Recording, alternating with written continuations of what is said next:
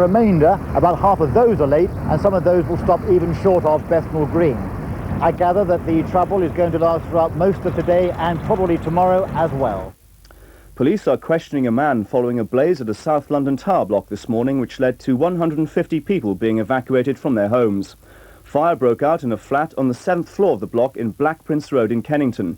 One man had to be treated for smoke inhalation. Thousands of holidaymakers flying out of Gatwick and Luton airports still face delays of up to 8 hours today. Many passengers spent the night at the airports as airlines tried to clear the backlog after the Spanish air controllers' strike. Officials say it'll be Wednesday before things are back to normal. And the bad news is that the strike will be repeated in 5 days' time over the bank holiday weekend. A woman is fighting for her life at St Mary's Hospital in Roehampton following last Friday's explosion at a greengrocer's in Balham. A man died and 20 other people were injured when the shop collapsed. Several people were trapped in the rubble. The woman suffered internal injuries and severe burns.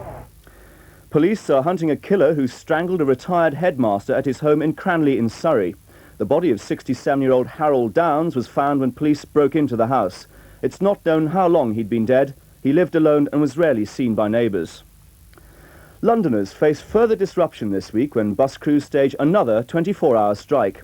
Their action is in protest over attacks on bus staff. It's scheduled to take place to coincide with the funeral of a conductor from Leytonstone who was stabbed after an argument with a passenger. Police are still hunting for schoolgirl Natalie Bogle 4 weeks after she disappeared. The 14-year-old girl left her home in Forest Gate to visit a friend but never arrived. Her disappearance prompted a massive police search of nearby Wanstead flats. Dozens of brightly coloured costumes were on show last night in the run-up to next week's Notting Hill Carnival as the rival bands thrashed it out for the top design awards. It was really an excuse for another party, but competition was fierce. In some ways, this was more important than the carnival itself for the designers and bands who'd worked all year to get their creations ready. A chance to weigh up the opposition and to show off in front of the judges and a large appreciative audience. Nearly 30 mass or carnival bands took part in the gala, with themes as diverse as falling snowflakes and the absorption of black race into Western culture. Winners take pride of place in the Notting Hill Carnival next weekend. And the Thames weather. The rest of the day will have 1 or 2 bright intervals, but otherwise it will be cloudy with showers, some of which may be heavy. And the high is 20 degrees Celsius, that's 68 degrees Fahrenheit. Well, that's all for now. I'll be back with the Thames News headlines at 11:25. Do join us again.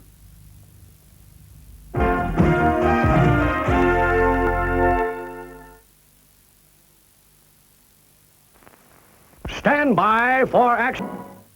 The last episode of the drama series set in the wilds of northern Canada, Spirit Bay, follows in just a moment. Tomorrow at 7:30 we discover another side of London and pay tribute to the London Clippies. Of all the routes I've worked on, I do love 109. No matter how low I feel, as soon as I reach Westminster Bridge and see the Thames, ooh, I'm on top of the sky. Of all the places I've passed through on the 24 bus, I do love Trafalgar Square. Hold very tight, please, to see another side of London. Tomorrow at 7:30 on Thames. My kids are great, don't get me wrong, but when the school holes come along, life would indeed be very hard without the one-day travel card. I take Felicity and Jason to the underground station. Off the tube and on a bus. No messing around with change for us. The children go for 70p. It's £1.70 for me. Now that's not bad, quite cheap in fact, because look at where we get for that. Ooh, lovely. She says go here, he says go there, but as for me, I just don't care. It wears the little darlings out. That's what the travel card's about. They want more rides? It's fine with me. It doesn't cost an extra p. Their hyperactive dreams come true. And so do mine when their day's through. In days of old, a dragon lived. Brave knights he kept igniting. To the local lad piped up and said, 'tis help he needs, not fighting. So in he lobbed an opal fruit. It did just what it oughta. 'Cause only juicy opal fruits are made to make your mouth water. For great body and shine, there's a shampoo that responds to your individual needs. Silky and self-adjusting shampoo cleans thoroughly yet gently all over because your hair is greasier in some parts and drier in others. Silky and self-adjusting shampoo and conditioner. For beautiful hair, turn to Silkians. Introducing a revolutionary new nappy that works in an incredible way. Ultra-thin, ultra-pampers. Even when they're wet, they're dry. How can a nappy this thin work so well? Watch. Traditional disposables can keep wetness next to baby's skin, so when they're wet, they're wet. But Ultra Pampers' thin lock-away core takes wetness and locks it away from baby's skin. Now compare its power to soak up wetness. The traditional disposable leaks, but with Ultra Pampers, nothing leaks out. For mothers who care about keeping their babies dry, new ultra-thin Ultra Pampers. Even when they're wet, they're dry.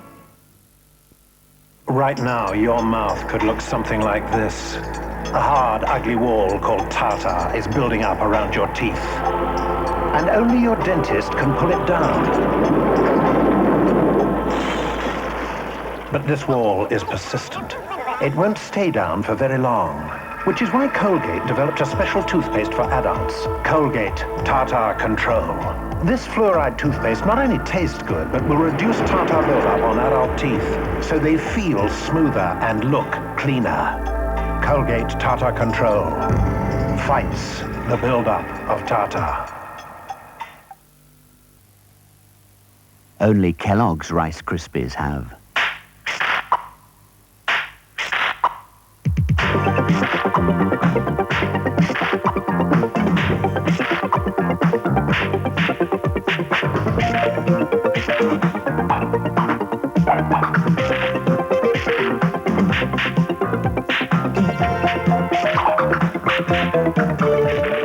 Kellogg's Rice Krispies. Have you heard how good they are?